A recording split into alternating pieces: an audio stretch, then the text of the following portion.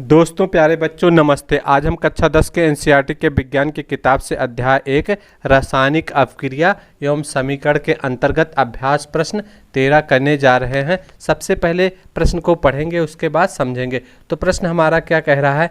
विस्थापन एवं द्विक विस्थापन अपक्रियाओं में क्या अंतर है? इन अपक्रियाओं के समीकरण लिखिए। तो इस प्रश्न में हमको विस्थापन अपक्रिया और द्विक विस्थापन अपक्रिया में अंतर बताना है। तो विस्थापन अपक्रिया क्या होता है और द्विक विस्थापन अपक्रिया क्या है, उसके बीच में अंतर बताना है। साथ ही साथ अपक्रियाओं के समीकरण भी लिखने हैं। तो हम सबसे पहले क्या करेंगे? विस्थापन अपक्रिया और द्विक विस्थापन अपक्रिया के समीकरण लिखेंगे और उस समीकरण को तुलना करेंगे। तुलना करके विस्थापन अपक्रिया और द्विक विस्थापन अपक्रिया के अंतर को बताएंगे। तो विस्थापन अपक्रिया का समीकरण सबसे पहले लिखेंगे। हमारा कॉपर सल्फेट होता है। ये क्या होता है? Copper sulphate CuSO4। ये होता है कॉपर सल्फेट। कॉपर सल्फेट क्या करता है? कॉपर सल्फेट में जो होता है Zn जिंक होता है। जिंक क्या करता है? कॉपर सल्फेट के ये हमारा विस्थापन अपक्रिया का समीकरण सबसे पहले लिखेंगे। तो जिंक क्या है? ज़्यादा क्रियाशील धातु है। लोहा भी ज़्यादा क्रियाशील धातु है।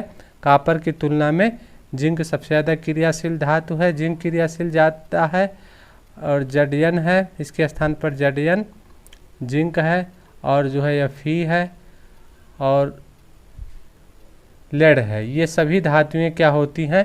कॉपर से ज़्यादा अधिक क्रियाशील होती हैं। तो ये जिंक का चूड़ है, हमारा क्या है? जिंक का चूड़ है और ये कॉपर सल्फेट है। ये क्या करता है? क्रिया करता है। तो ये Zn ज़्यादा क्रियाशील है। लोहा भी इसके स्थान पे लोहा भी होता तो भी वही क्रिया होता। तो जिंक सल्फेट बन जाता। क्या बन जाता है? Zinc sulphate ZnSO4 zinc sulphate बन जाता है। और क्या होता है? कॉपर मुक्त हो जाता। कॉपर हमारा क्या होता है?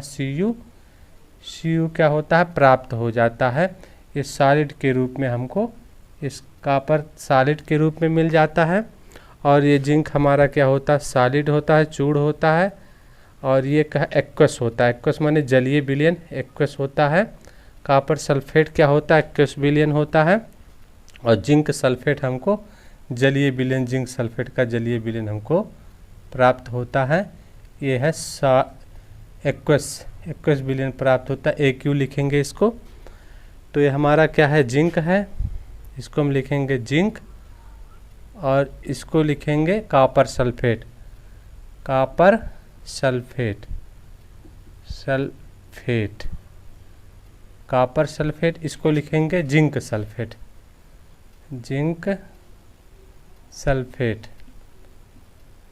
जिंक सल्फेट और ये लिखेंगे हम कॉपर। ये कॉपर हमारा मुक्त हो जाता, अलग हो जाता है। यानी ऐसी अपक्रिया जिसमें क्या होता है?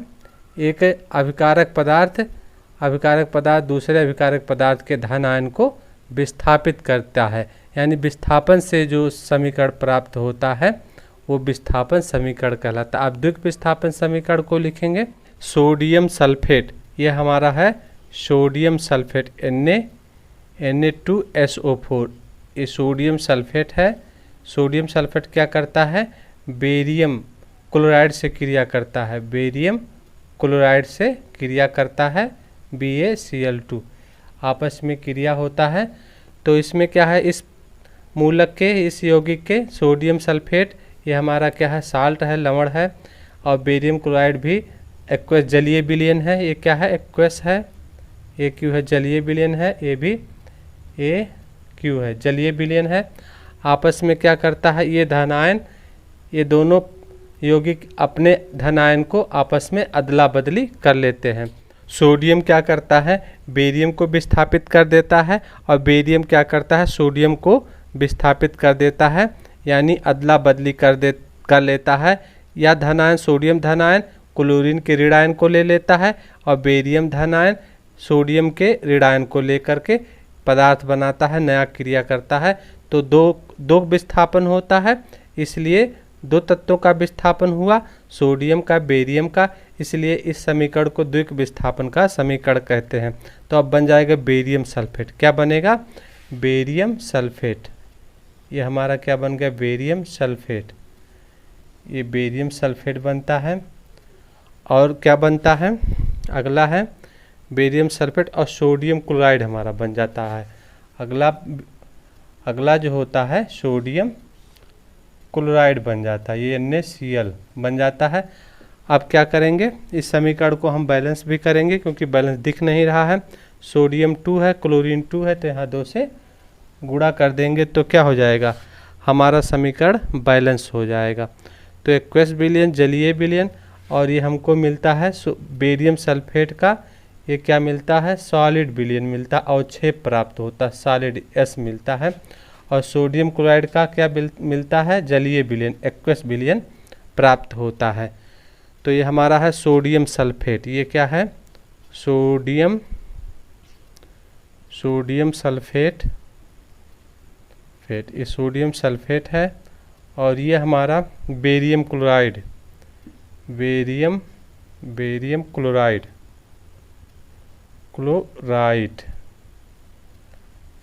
क्रिया करता है, बेरियम सल्फेट बनता है,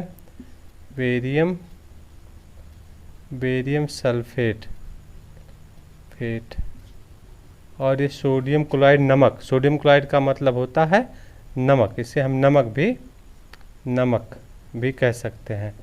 तो नमक का जलीय विलयन हमको प्राप्त होता है। तो विस्थापन समीकरण ये हो गया और द्विक विस्थापन समीकरण ये हो गया। अब हमने दोनों समीकरण को लिखा। अब इन द्विक विस्थापन में क्या अंतर है? तो अंतर क्या है? इसमें क्या है? इसमें दो तत्वों के मूलकों का क्या हो रहा है? अदला बदली हो रहा है। और इसमें क्या हो रहा है? अकेले का विस्थापन हो रहा है।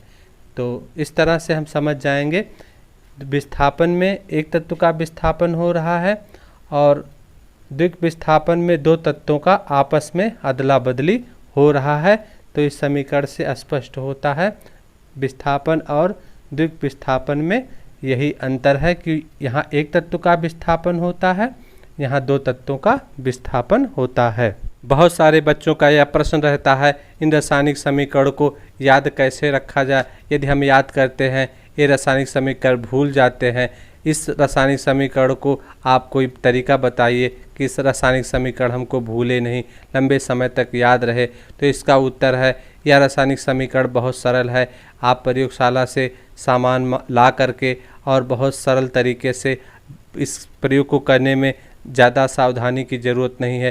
थोड़ी सावधानी बरत के यदि आप इस प्रयोग को बार बार करते हैं तो आपको विज्ञान की अच्छी समझ हो जाएगी। और प्रत्येक ये जो हमारा क्या है सोडियम सल्फेट है ये लवण है और बेरियम क्लोराइड ये भी लवण है, तो इन और कॉपर सल्फेट ये भी लवण है। तो आपको रसायन विज्ञान के तत्वों की और उसके लवण उसके साल्ट को समझने में काफ़ी मदद मिलेगी। आप अच्छे से समझ जाएंगे, आपका आँख याद करेगा, आपका कान याद करेगा, आप उसको महसूस करोगे। यानी NCERT की किताब में यह प्रयोग दिया गया है। आप इस प्रयोग को अपने घर में किसी बड़े की सहायता के साथ बहुत आसानी से कर सकते हैं। यदि इस प्रयोग को आप 4-5 बार करेंगे, जिस तरह से आपको साइकिल चलाना कभी भूलता नहीं है, एक बार सीख जाते हैं कभी नहीं भूलते हैं, ठीक इसी प्रकार यदि आप इस प्रयोग को 4-5 बार अपने घर में कर लेते हैं तो निश्चित है आपको रासायनिक समीकरण को याद नहीं रखना पड़ेगा। आपके प्रत्येक सेल में, दिमाग के हर हिस्से में वह ज्ञान अस्थायी हो जाएगा।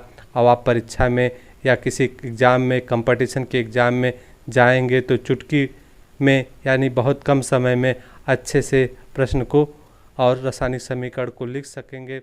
और देखते ही